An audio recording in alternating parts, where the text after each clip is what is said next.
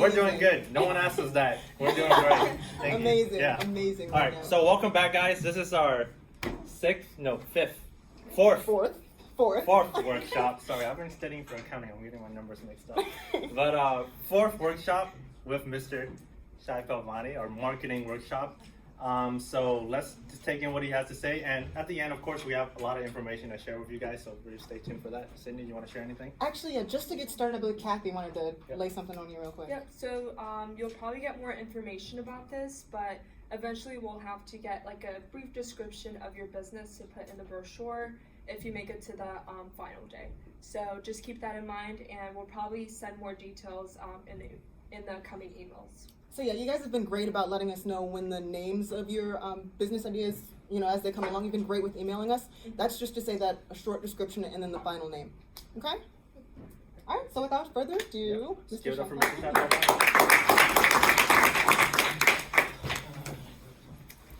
Maybe I'll sit down here. All right.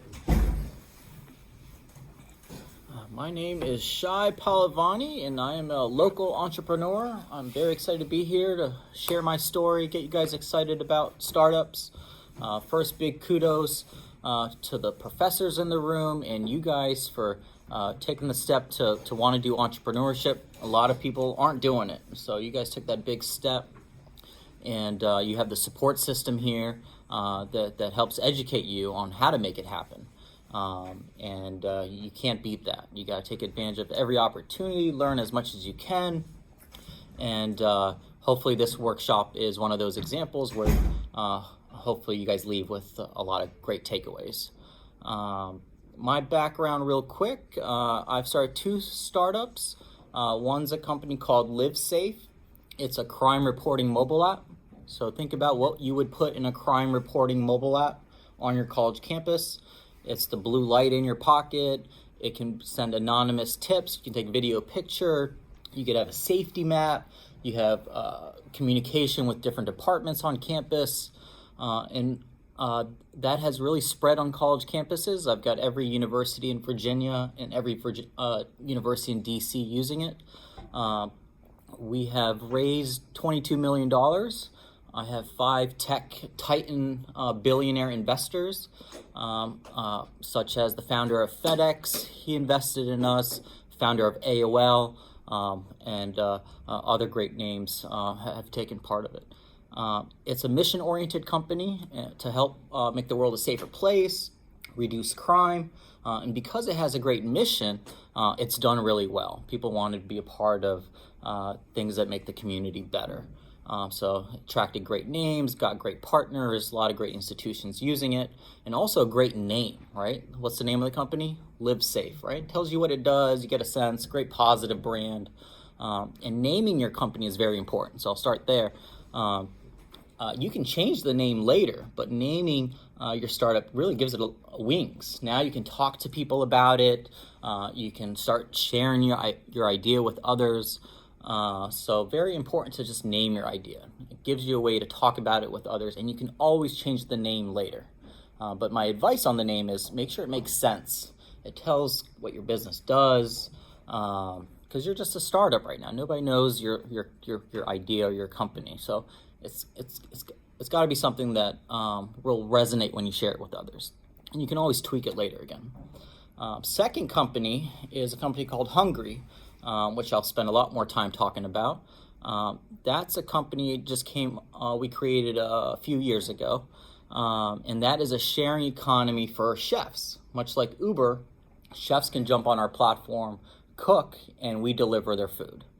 For that business, we've raised, I think, about $13 million. And we have really cool investors.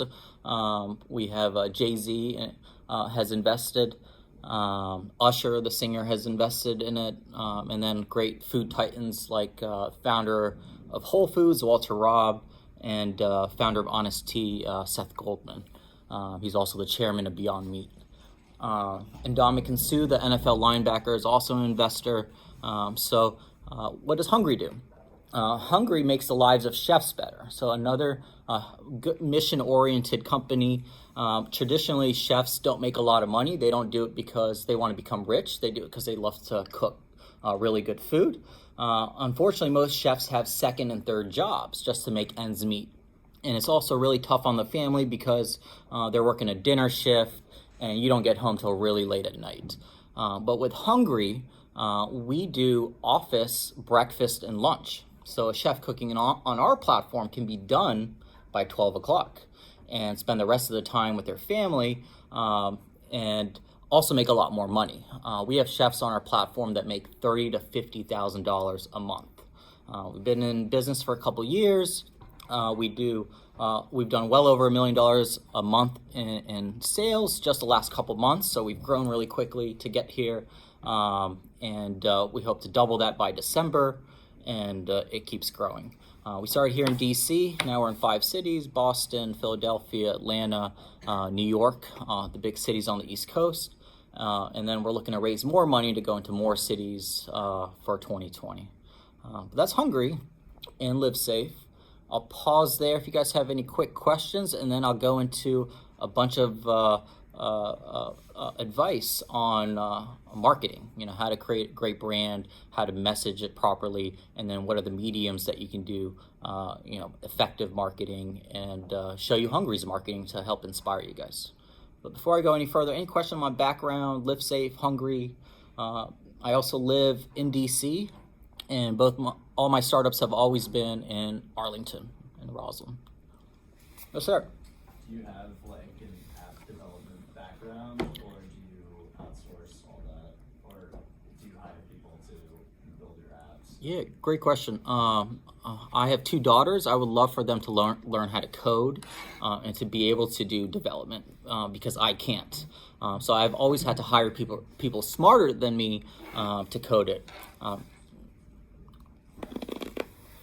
Sorry, let me eat my cough drop.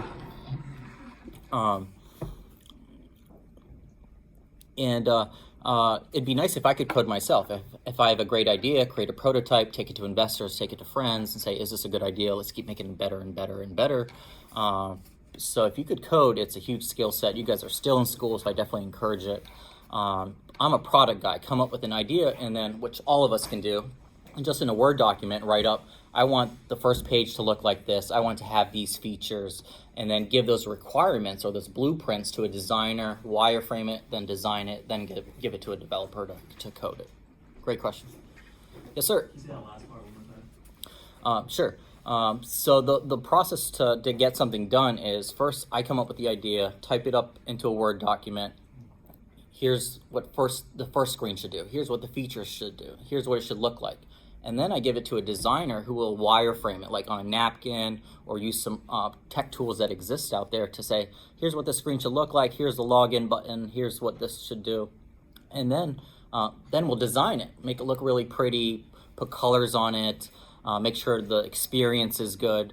And then the designer then gives it to a developer who codes it, makes it actually work, makes those design screens interact and be able to do the features and ideas that you wanted it to do. But that's kind of the flow. But if you have design skills and development skills, that long process I just described, you could do it yourself. And most hustlers and entrepreneurs and tech entrepreneurs these days, that's what they're doing, right? Mark Zuckerberg was a developer, now CEO. Who else? What are some big tech companies out there? Bill Gates was a developer, billionaire CEO, and you could probably think of the top 5 tech companies, and that's the case. Yes, sir. Last question, then I'll jump into marketing. So do you think if you know coding, you will make more money than right now? So the question was, if you knew how to code, do you think you'd make more money right now? And I think the answer is definitely yes. I could call BS a lot more when coders give me stuff that maybe wasn't good, that I had to pay for. I've gone through a lot of bad developers that couldn't build what I gave them, so I wasted a lot of money doing that. And then now at Hungry, I'm head of product and tech. That's what I'm good at, coming up with ideas, and I manage the tech team. I don't know how to code, but I made myself, I put myself in charge of technology. Wouldn't it be greater if I had some coding experience, some development experience, and maybe I could give myself a higher salary? So great question. The answer is yes. Yes, Hannah. Do you mind sharing with everyone just kind of how you got into entrepreneurship, like where it started on a college campus as they're starting out as a college campus? Yeah, definitely. I was at school when I came up with my first startup, and being in that college environment really inspired me to do startups. And it really made it easy to do a startup because in a college campus, it's a small ecosystem. It's very easy to talk to people, communicate with people, market to people. It's a close-knit environment. So doing a startup now will give you so many skills and learnings, and the most important one is confidence. In a college environment, you can share your idea with 10 people, you can market it, you can sell t-shirts, and you can have success. And that's what I had. I had a little small startup while I was in school, and I did really well, and it gave me a lot of confidence. So when I left college, that's what I wanted to do. I wanted to go be a part of a startup or start my own company. And you don't have to always start your own company. You can be a part of another startup. We may realize some of these ideas, not all of them make it to the next round. Maybe there's some partnership opportunities for the ones that succeed. Again, everyone in this room is entrepreneurial because they're here. So this is a great network to network with, find co-founders with, work on your idea with and improve upon it, and just be a part of that startup process. And you got to make sure you don't have a big ego and say, oh, my idea didn't win, so I'm done.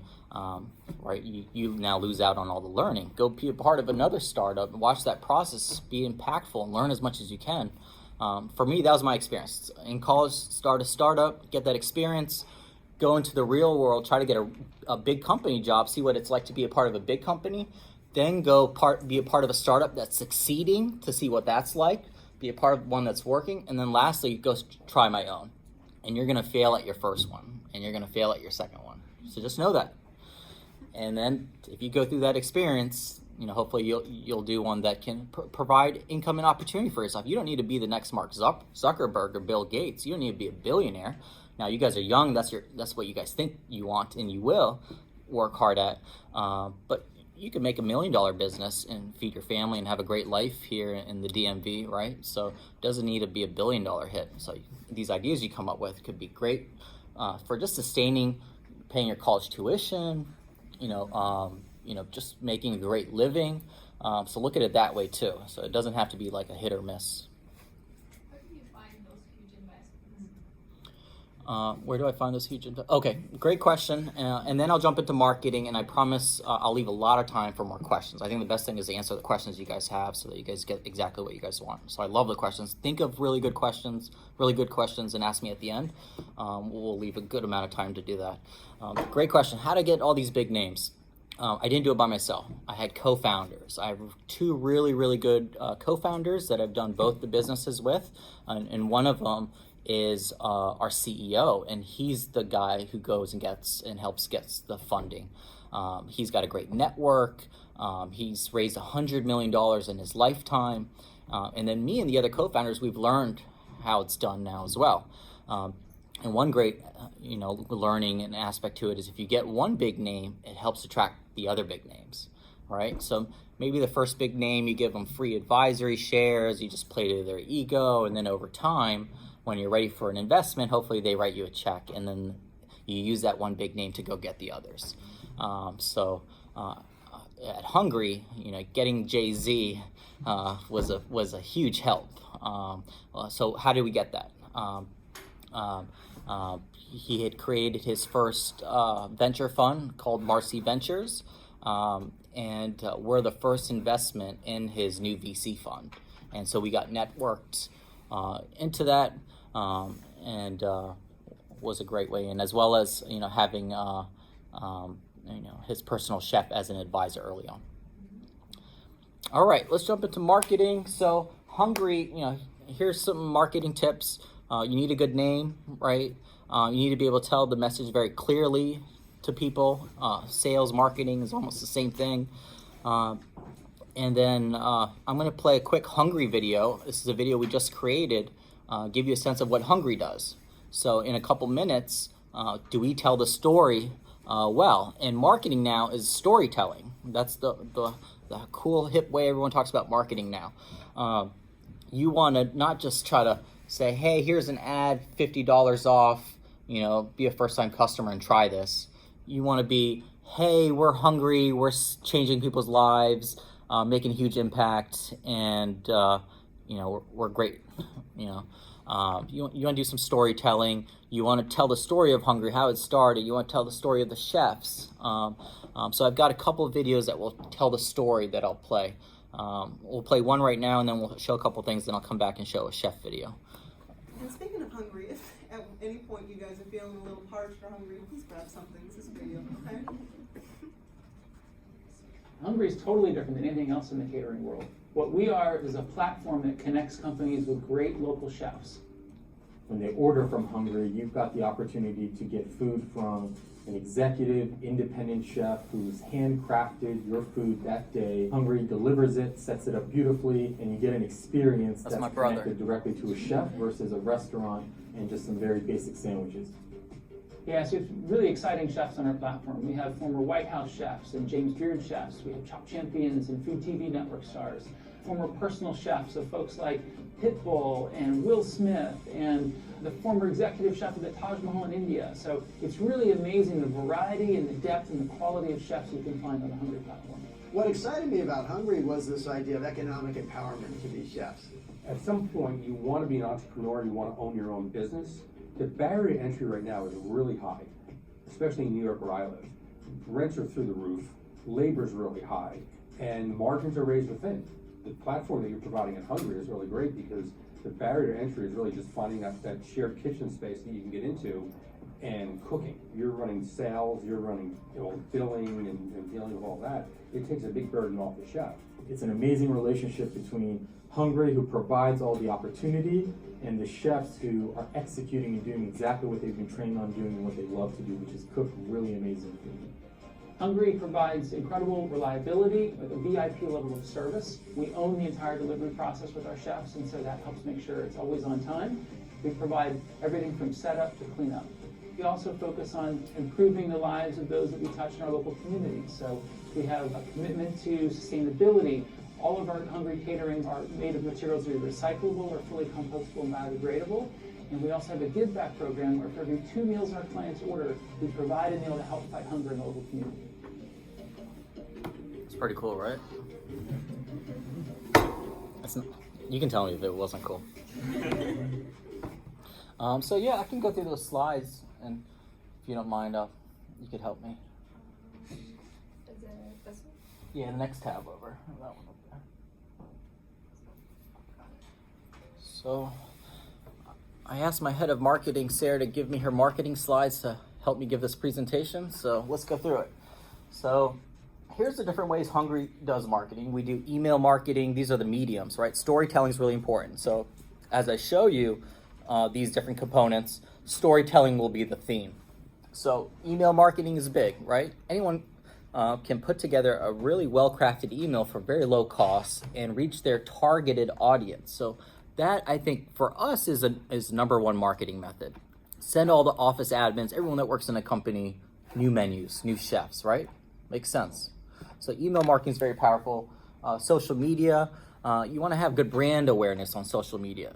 If your buyer is someone that's on social media marketing and spending money on social media to drive revenue could be a great idea. But my buyer is not on social media, or they're on LinkedIn. They're in a work setting. They're on the professional social network, LinkedIn. So we'll probably see more bang if we do stuff on LinkedIn because our audience is there on LinkedIn. And also brand awareness again. We'll still do Facebook and Twitter and Instagram, right? Because we don't want someone to look at us and say, oh, they don't have an Instagram account and they're a food company. But we have it. It's important for brand awareness. Someone might go on there to check something. We want to make sure we look good. But should I spend a lot of money on Instagram? I probably shouldn't, right? Even though our generation thinks everything's Instagram, my generation thought everything was Facebook, and we spent a lot of money on Facebook ads, and we didn't get much. So I don't want you to make the same mistake, but I know you can talk about Instagram and stuff like that. Next slide. Press. People don't know that press can be really easy to get and do. All you have to do is craft an article and send it to the writer, and they're looking for stories to write. But the problem is people don't have the confidence to do it. They're not going to write about this story. I just came up with this idea at Montgomery College, and I don't think they're going to write about it. Of course they'll write about it. And you know who will write about it? Your student newspaper, and all the Montgomery newspapers in the area, Montgomery County, and here. Next slide. So, storytelling in our marketing. So here's our social media. We're telling the story that we give back, right? We're there, giving back at DC Central Kitchen. We're volunteering. It's playing to our theme of giving back. We're showcasing a lot of our new chefs, right? It's telling the story of the chef, what kind of cuisine types they cook, where are they from. What else? We're also telling the story, as we get accolades and awards. We highlight those, right? We won this award, we won this competition, and we brand that. We showcase that. We're very proud of all the hard work we did and that we earned that award. So we showcase that in our social media. Next slide.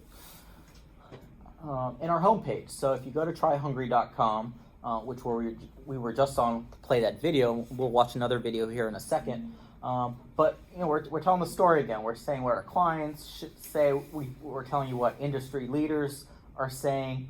So again, important to that theme of storytelling. Email marketing, we talked about that, and these are some examples of some of the emails that we've crafted and sent in the last month of August here, those 3 emails that I was showing did the best. So we could send 100 emails, but who knows if we see any traction or people actually using it, clicking it. So we track all of that. We'll see how many clicks did it have, how many opens that we have, how many caterings that we sell off that email. And again, that's one of our most powerful methods of marketing. Channel is via email marketing.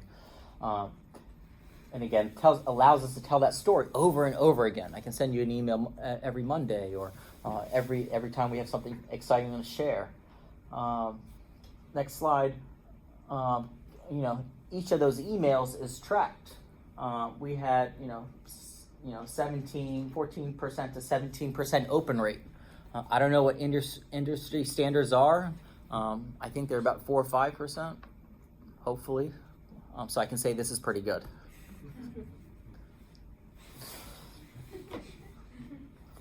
Social media. That will be one of the first things that you guys will think is the best way to market your product. Again, I think email is a very effective way because you can figure out your target audience, figure out their email addresses, and target them effectively over and over again. But social media is something that you guys are probably really good at. You're young. So we obviously, we try pretty hard at it. We have beautiful pictures of our food, of our events, of our chefs, telling that story again. Next slide. And so these are just some examples. And then, next slide. These are some Instagram posts that we've had, highlighting, we launched in Boston. We brought on Jennifer Lopez and A-Rod's personal chef onto the platform. Celebrate that, right? That's huge, right? Pump it up, big story. And Facebook, and then next slide, Twitter, and LinkedIn. So stay here. LinkedIn, we've seen good growth. So as I mentioned before, that's probably why doesn't Facebook work for us? Why isn't Twitter or LinkedIn working as well for us? Our buyer is who? It's an office admin of a company that would order food, breakfast and lunch, right? That's the business we're in. So spending lots of money on Instagram doesn't make sense, right? They're on LinkedIn, they're at work. So we've seen growth there. So invest more in maybe LinkedIn ads and LinkedIn posts. And you got to measure. You got to measure what you do. And I think that's something important to make sure you mention in your marketing slide, these are the mediums we're going to try, and then we're going to measure and analyze that and perfect those ads and decide, what are even better mediums. Maybe you thought Instagram was great, and then you found out, Facebook was better for your target audience. And then target audience. What is next slide? Target audience is very important, right? So when you come up with an idea, most people think everybody should have my product. When I came up with LiveSafe, I thought it was an app for everybody. Really, it was better suited for an institution that has a police department that can communicate back to those tips. So college campuses made sense, corporations made sense, military bases made sense. For Hungry, when I first came up with the idea, I wanted everybody to be able to cook from their homes and deliver food to anybody in anyone's neighborhood. Well, you can't make a lot of money in consumer delivery. If I'm delivering a $12 sandwich and I have to pay my delivery gal or guy $15 an hour, I'm not making any money. But office catering, bigger order size, right? And then have the chefs not work out of their homes, but really high-grade commercial kitchens and ghost kitchens and virtual kitchens that are becoming very popular. So we changed our model from consumer everybody to sell to businesses. So that's one feedback I'd love to give. Maybe see to shift your idea from a consumer idea to let me sell to businesses. Because there's paths to sell to businesses. There's a lot of money to selling into businesses. It's a better way to start. I don't want to kill your dream of your big idea for everyone, but maybe you start off as B2B, right? Start off selling into businesses, make money, show that it can work, and then later you can go and sell it to everyone. So think about, how could Hungry work for everybody? Does anyone have an idea how Hungry could work for anyone? What if we deliver to the office? Dinner, right? Me and my wife, we both work, and it's hard to make dinner sometimes for our kids. What if Hungry could deliver dinner the same time they deliver lunch? So they bring it to the office, I keep it in the fridge, and then I take it home, and I have dinner. And instead of delivering to everyone's house, which is very expensive, I'm still using my same delivery folks, delivering into offices, right? So I changed my B2B idea to maybe work for B2C. I know I'm saying a lot of words and stuff that, some of the things you guys might have more questions on. Ask me in 5 minutes. All right, events. Hungry did not start off doing events. First, we started just doing office lunch. We wanted a recurring business that happens every day. If we just do a wedding, hopefully you only get married once. It's not recurring. But we realized we are getting people asking us to do events, and we could do great marketing at events, right? At an event, you have access to all these people that came, and we could have put on a big Hungry showcase. So we decided to get into events for the marketing aspect of it, and there's a lot of money in events as well. So that was, if you go back, we create a whole new brand for events. So Hungry has this cool orange gradient color, and we created a sub-brand, different colors, for events, because it's a whole different buyer and person, target audience that does events. The colors are pink, and everything we talk about and do is very different than office catering Hungry. So just to give you, within your company, you could have different potential colors, potential names, and different lines of your business that could have different branding and marketing that go along with it. And I think that might be it on slides. Anything else? Oh yeah, let's play the chef videos. So videos is something that you guys are probably passionate about. Let me create an awesome commercial video. I can shoot it myself. That's a great idea, right? If you get selected and you get to go to perform at Raptor Tank, create a video, create a little marketing video like I did, right? That video that I showed you guys did a much better job of explaining what Hungry does than I did. Would you agree? Like, it had all those credible people, it was filmed well, it was thought through on the messaging, and create a video. So grab your iPhone and go create a great video, and it'll help you create the messaging, it'll help you figure out who the target audience is. And again, our generation, if you're selling to a younger generation, is very video heavy, right? We're reading a lot less. I know you guys got bored when I said email marketing is the most exciting thing.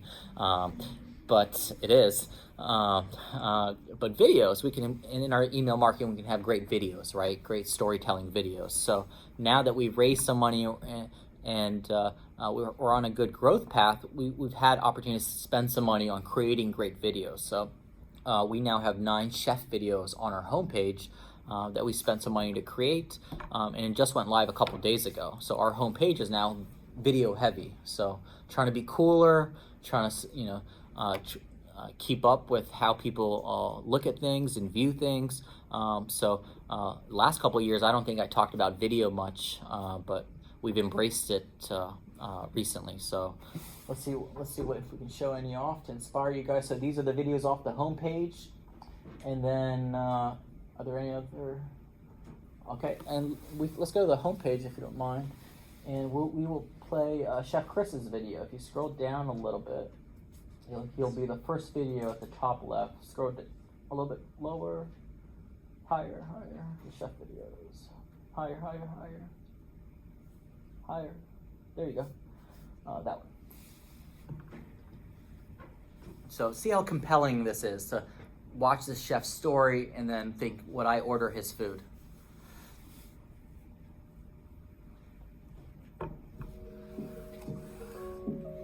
So I've been cooking now for about 21 years.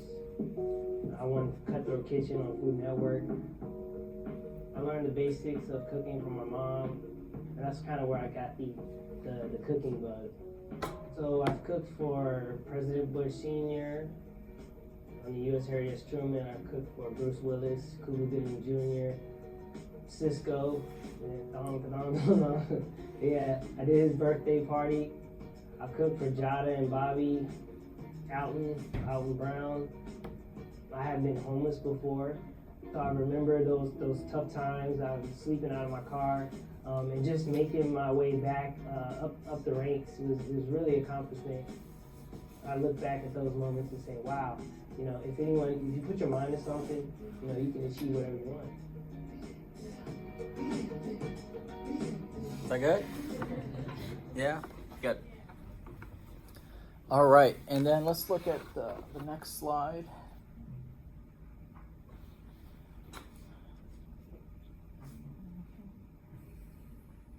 All right. So demand generation. So now we're also starting to spend money on digital ads. That's the most popular way to spend marketing and advertising dollars, is how do I advertise digitally and be able to see a return on orders, right? Most of your ideas probably have e-commerce to do with it. They could go online or via an app to order, but how do they get there? So Hungry is now spending money on Google ads. So if you search catering, office catering, DC catering, office food, new menus, Hungry, we try to show our ads on the left-hand side of Google. Google Ads is a very popular way to do marketing, and you have to measure it. You have to see how well it does. You have to figure out how much you're spending there per your competition to get certain rankings. There's a lot of great people and great minds in digital marketing or in digital ads, and you guys could become that. Again, it's like the developer question. You want to be a good developer, you also want to be a good marketer or digital marketer. So having that skill set yourself is just a good business skill. Again, if you don't end up starting a very successful company, you still want to be entrepreneurial when you're at a job. Makes you a bigger asset, makes you you'll have a lot more skill sets and you'll be a lot more valuable. So just think about that as well. So this is a landing page that we created. If you click on our Google ad, as opposed to taking you through our site, which allows you to see different menus, here we're just asking for a form to be filled out. So it's called a landing page. After you present an ad on Google, where are we taking them? We don't want to take them through our normal process because they're probably still trying to learn, and we don't want them to drop off without us finding out that they were just learning and they weren't ready to place an order, but we still want that customer. So the best thing to do is just ask for their phone number and their email address. So you can call them. Like, they were interested. They clicked on your ad. They wanted your shoes. They wanted the t-shirt. But maybe they weren't ready to make a purchase. So just capture their email and phone number. So I would love a marketing slide on your landing page. Like, here's a simple form I'm going to drive people to with some simple language on here's my business idea, here's what we do, and a quick form if you're interested. It's a great way to capture leads, as they call it, before they actually become a customer. Any more slides? Chef signs is another way we do marketing, physical marketing, right? Designing a nice banner or brochure or business card, right? You'll do that when you first start your business. It's fun to do. But the one way that we've really taken physical marketing and really used it is chef signs. So when you order Hungry Food, we have all the food set up for you, and then we have a physical Hungry sign that's about this big that looks just like that. Picture of the chef, highlight of the chef, some accolades, their cuisine types, and it's really cool. You know exactly who the chef was that cooked the food for you for lunch at your office. So a great way, use of physical marketing. A physical chef sign that helps brand the chef, tell the story of the chef, and has our logo and branding there at breakfast and lunchtime. All right, that's it. And I'm happy to answer any questions.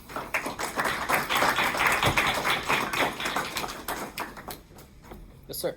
Go this way. Okay. How do you earn money from this? How did I Earn money. I'm sorry, say it again. Earn money.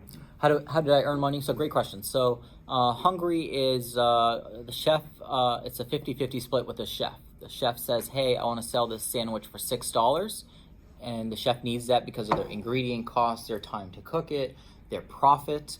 And then we do 100% markup. So $6 sandwich, we'll sell it for $12. So 50% of that comes to us. And then there's about a 10% cost to do the delivery. So Hungry has about a 40% profit margin. Good question. Questions? Yes. How do you persuade chefs to work for you? Because like they can cook and they actually can do that by themselves to sell to make catering and to sell to company. What was the first part? How do you persuade them? How do we persuade them? Yeah, through the income. So you're right. A lot of caterers, are hopefully doing well. But as I mentioned, a lot of chefs, it's not a high income job. So instead of having a second or third job, we're their great side hustle. Just like Uber, it's a great way to make side income. But for chefs, they try us and then they see they're making a lot of money and they quit their day job because they're making a lot more with us. I have chefs that make $30,000 to $50,000 a month. That's a lot more money than I make. So money is the best persuader to draw them in. But great question. How did we do it early on? How did we attract chefs? We're a marketplace, right? Most tech companies, some of your ideas are marketplaces. So supply and demand. Supply is the chef, right? First you need the supply, right? So what we did was we went and networked with some of the top tier chefs in DC. And we found out it's a very close-knit network. So we added a couple as advisors, and they started introing really great chefs to us. And we needed to now make sure those chefs were making money. And as long as they were, they spread within the community that, hey, Hungry is a great way to make additional income and brand yourself. But again, that supply was important. We were very lucky there's no shortage in the supply. Within first year of starting the business, there's over 800 chefs in DC that had applied to try to be on Hungry. So we vet and curate, and we only have 100 chefs on our platform. So 2 questions. First one being, in terms of videos that you guys have, do you guys have employees that put that inside a team, or do you guys have a media partner who makes video under contract? Great question. For the first couple years in the business, we would shoot our own videos, and then we hired a very low-cost videographer that was in college, right? We all know people that have video cameras, and that's what I did at Hungry. Our second year, third year in business, we hired someone very low cost to shoot the videos, and just recently we got a better video production company to create the videos that I showed you guys. And the second question is, for entrepreneurs, I think this is like one of the controversial questions. Yes, 100%. Very important because that's where you get to meet all these people. That's where you got to meet me. If you weren't here in this class or showing up for this opportunity here at school, you missed out. My other partner, the third partner, the CEO you saw, he came and spoke at my school, and that's how I met him, and I went and interned for him. So it was, and of course in school, the startup programs are incredible. I mean, just how fast it's progressed here has been incredible over the years, and what Raptor Tankin is doing. But every university here, their entrepreneurship programs are incredible. So it's a much different time now, and the schools are doing a lot to allow you to work on your startup. If you're missing classes, if you go talk to your professors and counselors, they can work with you, but has to be early on, right? And because they appreciate that, hey, you're working on your startup's doing really well, it's making a lot of money. Whereas if you just didn't go to class and you're getting bad grades, and then you try to say, oh, I was working on my startup, by then it's too late. But the community is very supportive here now, so it's pretty exciting to see. Stay in school, get the education. There's very few people that have dropped out of school and have become super successful. There's a few names. It's not that many. So this is more a speculation question, and something that you might not know about, but you mentioned ghost kitchens, and sort of like people, they don't cook out of their house, they cook in these sort of warehouses and stuff.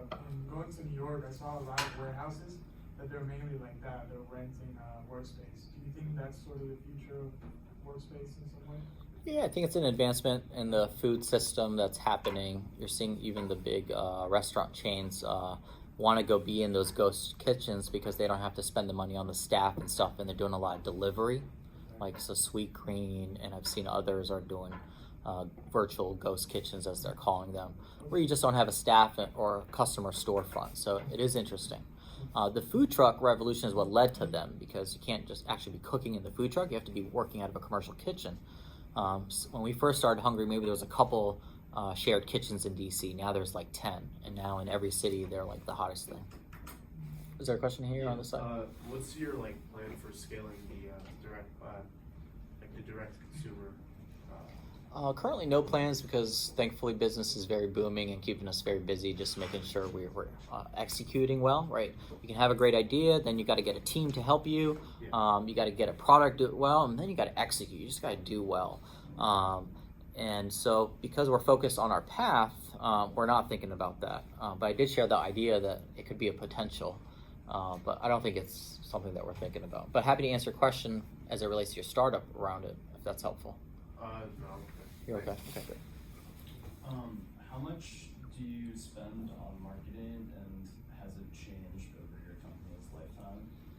Yeah, early on, unfortunately, it gets the lowest spend because, brand awareness is good early on, but really sales, like you just got to knock on doors and say, hey, will you buy my t-shirt? Not, let me show an ad on Facebook and hopefully you buy my t-shirt. I didn't have money to spend on ads, that's why my business died. No, because you didn't go knock on enough doors and try to go sell your product. So sales is the most important thing. At Hungry, I'm glad I'm here for a marketing workshop, but sales is what drives everything. So doing the marketing is great for our brand awareness and retargeting our current customers, but every salesperson we hire, they bring in a lot of revenue. So I just need to keep hiring a lot of salespeople. For our sale, it's a trust sale. No one's gonna go to an online ad and say, oh, I wanna go order Hungry, a company I never heard of, for 100 people at my school or my office. They wanna talk to a sales rep, make sure it's a legit company, and place the order that way. And say, hey, I need an order for 100 people and I need it to be Mexican. They don't wanna go through my, they don't wanna make 100 decisions on their own. So a sales approach is another slide and part of your marketing that hopefully you guys are highlighting, talking about that you're going to be the best salesperson. You're the founder of your company. You're the CEO. My name's Shy because I was very shy, but I can talk about one thing. It's my startups. I get excited about it, and I'm sure you guys have realized that too. Now that you're doing this, you're excited when you talk about your idea to other people, but you got to get really good at it. And then you have to be the best salesperson. you got to do great marketing and be able to message it properly, but then you got to be passionate and get people excited. Before I go into a sales meeting or sales call, I'll do 10 jumping jacks or 10 push-ups, just get my heart rate going. And if I can get you excited, that goes for a lot. You might not remember anything I shared today, but you might remember like how I made you feel at different points. So that's an important thing of like selling and pitching and doing that. Yes. How about brand recognition? Do you think a logo is more important than the name? Both are important. Name, I'd say, is probably more important because you have to talk about it with people. People can't see your logo when you're talking to them about it. Just trying to get your business off the ground is going to be really hard. You have to get the idea right. You have to get a team right. You have to get the product built. You have to get the marketing and the sales right. Hopefully, Raptor Tank funds your idea. Then you get out there and you start, doing marketing, and hopefully your logo gets recognized. But the name is probably more important just because you got to sell it and talk about it. Yeah, that was because my main question was like when you said the name should have something to do with the business. I thought about Apple. I mean, Apple has nothing to do with what they do. Sure, but and, they're you see the logo, and I'm like, okay. Sure. But I mean, they do have. But that brand recognition came after them spending billions of dollars. That's when you figured out what their brand was. At first, it was a great name that they came up with, and it's still a short name, short letters, and they made it work. But there's very few companies that you can name that makes no sense, and you like their name. Only the top 20 companies in the country probably can get away with that, right? But after those top 20, you probably can't name any other company to me that I'll know if their name makes no sense. But Google is a big company that falls in the top 20 list, right? Apple, Twitter, none of these make sense. But outside of that list, most of the times, early on, you're just trying to get people to remember your idea. I guess that's the biggest point. I'm sorry. You can come up with your app idea could be called Blue Crocodile, But the point is, you just want people to be able to remember what you're talking to them about. And most important part is like just making it happen. So getting them to remember it, so you can talk to them about it. You can always change your name multiple times too. Live Safe used to be called Crime Push. For 2 years, I worked on this app. It's called Crime Push.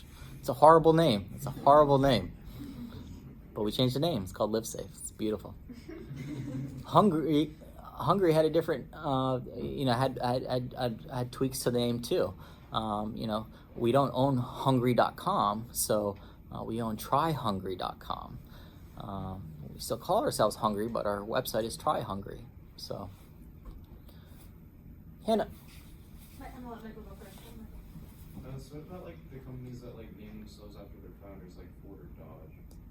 Again, these are like top 20 companies, right? Ford is a top Fortune 500 company. These guys can get away with things. So again, I'm not saying it's a bad idea that they did that. Obviously, they got it right, much bigger than I did. But my point was, as a young startup, as someone who's just coming up with an idea, just come up with something that makes sense or something that's cool. If you can come up with something that's cool, go for it. But something that you might think is cool, others might not think is cool. So you're taking a risk. And if it's like totally a horrible name, again, it's just my opinion. So what's your idea? What's your business startup's idea? I'm still trying to think of it. Okay, cool. I'll help you. Actually, I don't think I'm allowed to until you guys. So I have a question about just logo creation. So what I've read so far is that you guys keep it simple while still being, I guess, iconic. Did you have anything like sort of tips for creating a logo? Yeah, logo creating. There's tools on Google that will create free logos for you. And it's pretty fun. Just put the name of your idea in, and they'll spit back logos and different derivatives of the name. So that's pretty cool. Work with the designer. Try to do it yourself in Photoshop. Try to do it in PowerPoint yourself. Look online for free tools to do it yourself. And then I think finding someone that has graphics skills that could help you would be pretty cool too. Once you guys probably progress in this process. Hannah, did you want to say anything? No, I think I have time for one more question. So anyone have one last question for Shai? What companies do you guys use to send your mass emails? MailChimp we've used. We use Mandrill to send internal emails, and then email system for our company is Gmail. We use Google Suite Gmail accounts. But yeah, MailChimp is one. There's many out there. But yeah, good question. Is it free? Yeah. Up to a certain point, and then once you do a lot of stuff, then you have to start. How much did you invest for that? How much did we invest in the app? Yeah, how much in total? Can I take more questions? Champ, is it Chimp or Champ? MailChimp. Chimp. CHIMP. Yep. Oh, okay. That's actually all the time we have right Okay. now for Yep. questions. That's all we got for today in terms of questions. Let's give it up for Mr. Shai Palmani.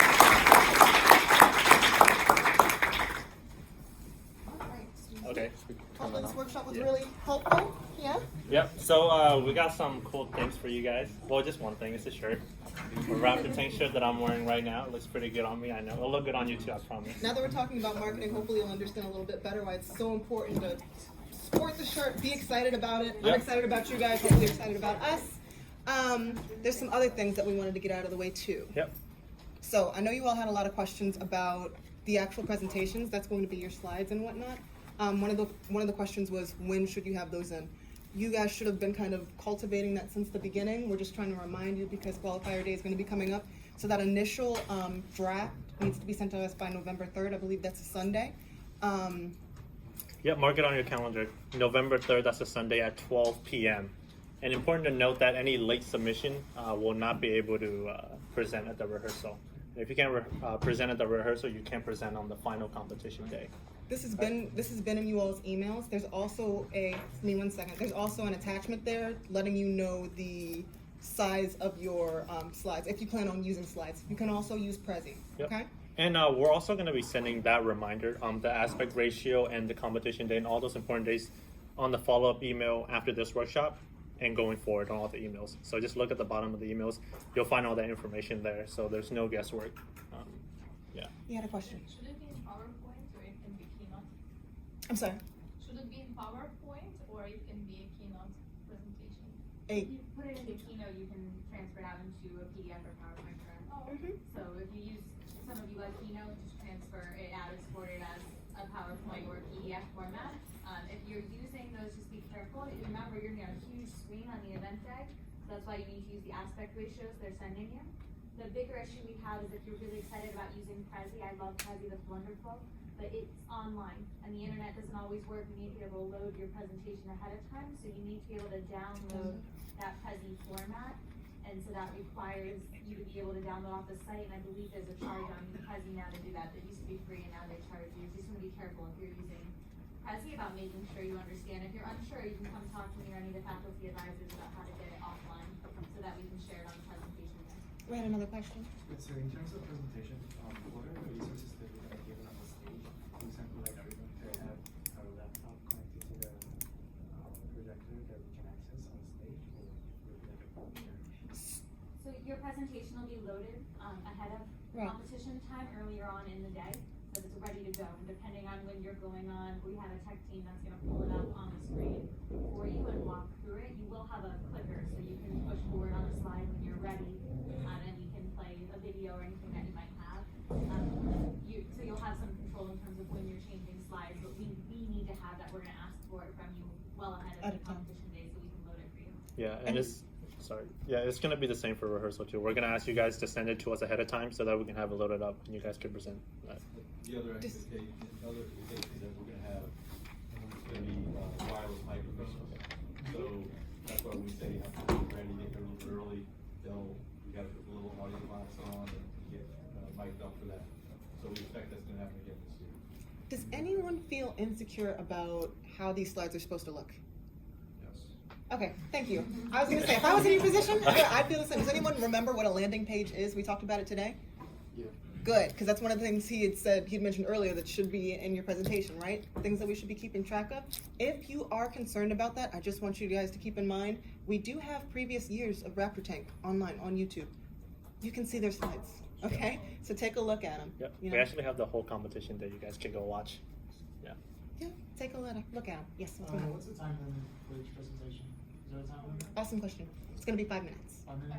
And you will, on presentation day, we will warn you when you have X amount of time left and Okay. when you need to cut it off. Yeah, we okay? actually have a timekeeper that's Oh. going to be in the audience. It's going to tell you when to shut up and when to keep going. And Nong and I are also going to teach you, once you see that time limit, how to wrap up what you have to say quickly, even if you're not finished Yep. for our workshop, okay? Any other questions? Yep. Can we have one more round of applause?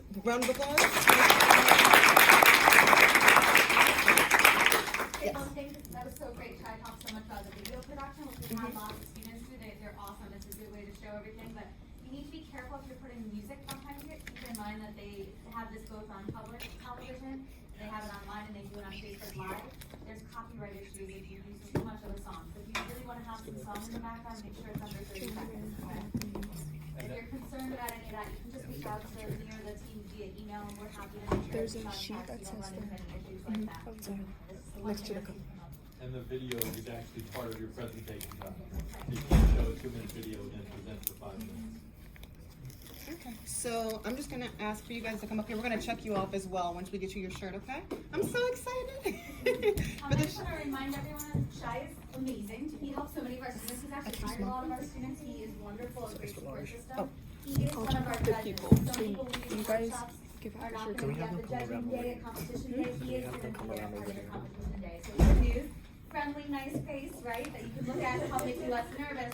The bad news is you have to wait to get help from him until after the competition day on November 20th. Okay. Sound good? Yep. So we got some shirts. If you guys want to come around this side, Around this we're going way. to check you guys off and you guys can come get your stuff. And make sure everyone also signed in before you leave.